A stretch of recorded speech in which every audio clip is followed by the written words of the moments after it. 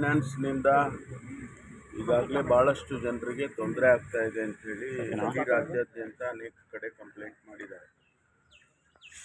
ಈಗಿರ್ತಕ್ಕಂಥ ನಿಯಮಗಳು ಅಷ್ಟು ಕಠಿಣವಾಗಿಲ್ಲ ಅನ್ನುವಂಥದ್ದು ನಮ್ಮ ಗಮನಕ್ಕೂ ಕೂಡ ಬಂದಿರುವಂಥದ್ದು.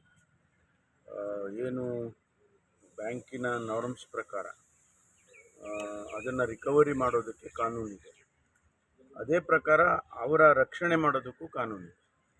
ಅದು ಸಾಕಾಗ್ತಿಲ್ಲ, ಕಾನೂನು ಕಠಿಣವಾಗಿಲ್ಲ ಅಂಥೇಳಿ ನಮ್ಮ ಇಲಾಖೆಯಿಂದ ಈಗಾಗಲೇ ಅನೇಕ ವರದಿಗಳು ಕೂಡ ಬಂದಿದ್ದಾವೆ. ಅದಕ್ಕಾಗಿ ಈಗ ಮುಂದಿನ ದಿನದಲ್ಲಿ ಒಂದಿಷ್ಟು ಕಠಿಣವಾದಂಥ ಕಾನೂನುಗಳನ್ನು ಮಾಡ್ತಕ್ಕಂಥ ಅಗತ್ಯತೆ ಇದೆ. ಅದನ್ನು ಸರ್ಕಾರ ನಾವು ಮಾಡ್ತೇವೆ.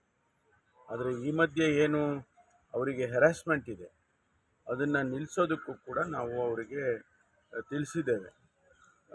ಮನೆಗಳಿಗೆ ಹೋಗೋದು, ರಿಕವರಿಗೆ ಏನಾಗಿದೆ ಅಂದರೆ, ಈಗ ಸಾಲ ತೊಗೊಂಡಿರ್ತಾರೆ, ಸಾಲ ವಾಪಸ್ ಕಟ್ತಾ ಇದ್ದರೆ ಅವರು ಅಂಡರ್ಟೇಕಿಂಗ್ ತೊಗೊಂಡಿರ್ತಾರೆ. ನೀವು ತಮಗೆಲ್ಲ ಗೊತ್ತಿದೆ, ಬ್ಯಾಂಕ್ನಲ್ಲಿ ಸಾಲ ತೊಗೋಬೇಕಂದ್ರೆ 16 ಕಡೆ ಸಿಗ್ನೇಚರ್ ಮಾಡಿಸ್ಕೊಳ್ತಾರೆ. ಆ ಸಿಗ್ನೇಚರ್ ಯಾತಕ್ಕೆ ಮಾಡ್ತಿದ್ದೀವಿ ಅಂತಲೂ ಕೂಡ ಗ್ರಾಹಕರಿಗೆ ಗೊತ್ತಿರೋದಿಲ್ಲ. ಅದು ಕಮಿಟ್ಮೆಂಟ್ ಆಗಿರುತ್ತೆ. ಆ ಆಧಾರದ ಮೇಲೆ ಅವರು ಹೋಗಿ ಮನೆ ರೈಡ್ ಮಾಡೋದು, ಮನೆ ಸೀಸ್ ಮಾಡೋದು, ಈ ರೀತಿ ಎಲ್ಲ ಮಾಡ್ತಿದ್ದಾರೆ. ಅದನ್ನು ನಾವು ಕಾನೂನಿನಲ್ಲೇ ನಾವು ಅದಕ್ಕೆ ಸೊಲ್ಯೂಷನ್ ಕಂಡುಹಿಡಿಬೇಕು. ಈಗಾಗಲೇ ಕಾನೂನು ಸಚಿವರು ಕೂಡ ಅದರ ಬಗ್ಗೆ ಗಮನ ಹರಿಸಿದ್ದಾರೆ. ಮುಖ್ಯಮಂತ್ರಿಗಳು ಕೂಡ ಹೇಳಿಕೆ ಕೊಟ್ಟಿದ್ದಾರೆ.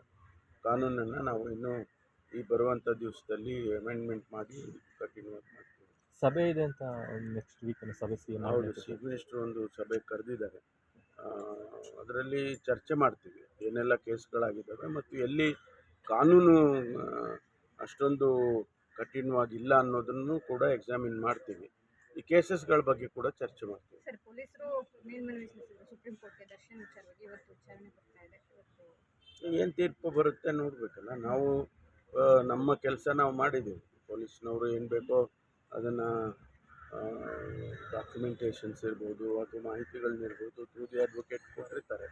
ಏನು ತೀರ್ಮಾನ ಬರುತ್ತೆ ಆ ತೀರ್ಮಾನದ ಆಧಾರದ ಮೇಲೆ ಮುಂದುವರುತ್ತೆ. ಸರ್, ರೆಡ್ಡಿ ಅವರು ಒಂದು ಗಂಭೀರ ಆರೋಪ, ಸತೀಶ್ ಜಾರಕಿಹೊಳಿ ಅವರನ್ನು ಮುಗಿಸೋದಕ್ಕೆ ಶ್ರೀರಾಮುಲು ಅವರನ್ನು ಪಕ್ಷಕ್ಕೆ ತರ್ತಾರೆ, ಅದಕ್ಕೋಸ್ಕರನೇ ಇಷ್ಟೆಲ್ಲ ಆಗ್ತಾ ಇದೆ ಅನ್ನುವಂಥದ್ದನ್ನ ರೆಡ್ಡಿ ನಿನ್ನೆ ಪ್ರೆಸ್ ಮೀಟಲ್ಲಿ ಬಗ್ಗೆ ನನಗೇನು ಅಷ್ಟು ಮಾಹಿತಿ ಇಲ್ಲ.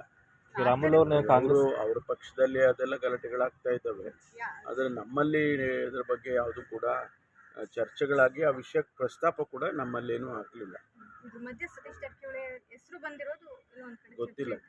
ಅದ್ರ ಬಗ್ಗೆ ನನಗೆ ಯಾವುದೇ ಮಾಹಿತಿ. ಚರ್ಚೆ ಏನಾದರೂ ಆಗಿತ್ತು ಸರ್? ಲೋಕಸಭೆ ಚುನಾವಣೆ ವೇಳೆ ಏನಾಗಿತ್ತು ಅನ್ನೋದು ನನಗೆ ಗೊತ್ತಿಲ್ಲ. ಅಧ್ಯಕ್ಷರು ಉತ್ತರ ಕೊಡ್ತಾರೆ.